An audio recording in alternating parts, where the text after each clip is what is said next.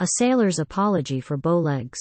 By Thomas Hood. There's some is born with their straight legs by natur, and some is born with bowlegs from the first, and some that should have growed a good deal straighter, but they were badly nursed, and set, you see, like Bacchus, with their pegs astride of casks and kegs. I've got myself a sort of bow to larboard and starboard, and this is what it was that warped my legs. 'Twas all along of pole, as I may say, that fouled my cable when I ought to slip. But on the 10th of May, when I gets under way, down there in Hertfordshire, to join my ship, I sees the mail get under sail, the only one there was to make the trip. Well, I gives chase, but as she run 2 knots to 1, there warn't no use in keeping on the race. Well, casting round about what next to try on, and how to spin, I spies an ensign with a bloody lion, and bears away to leeward for the inn, beats round the gable, and fetches up before the coach horse stable. Well, there they stand, 4 kickers in a row, and so I just makes free to cut a brown un's cable.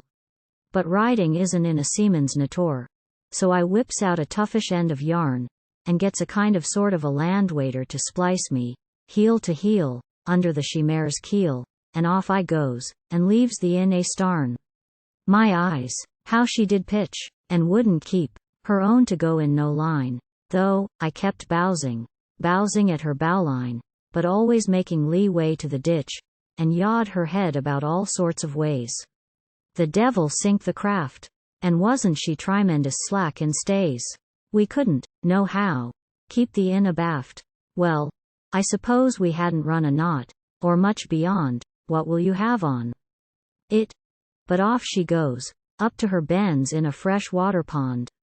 There I am, all aback, so I looks forward for her bridle gears, to heave her head round on the t'other tack. But when I starts, the leather parts, and goes away right over by the ears. What could a fellow do, whose legs, like mine, you know, were in the bilboes, but trim myself upright for bringing to, and square his yardarms, and brace up his elbows, in rig all snug and clever, just while his craft was taking in her water? I didn't like my berth though. How som dever, because the yarn, you see, kept getting tauter, says I. I wish this job was rather shorter. The chase had gained a mile ahead, and still the she-mare stood a-drinking. Now, all the while her body didn't take of course to shrinking. Says I, she's letting out her reefs, I'm thinking. And so she swelled, and yet the tackle held, till both my legs began to bend like winkin'. My eyes, but she took in enough to founder, and there's my timbers straining every bit, ready to split, and her tarnation hull a-growing rounder. Well, there, off Hertfordness, we lay both lashed and waterlogged together, and can't contrive a signal of distress. Thinks I, we must ride out this here foul weather, though, sick of riding out, and nothing less, when, looking round, I sees a man a-starn, hollow. Says I, come underneath her quarter, and hands him out my knife to cut the yarn. So I gets off, and lands upon the road, and leaves the she-mare to her own consarn, a-standing by the water. If I get on another, I'll be blowed. And that's the way, you see, my legs got bowed.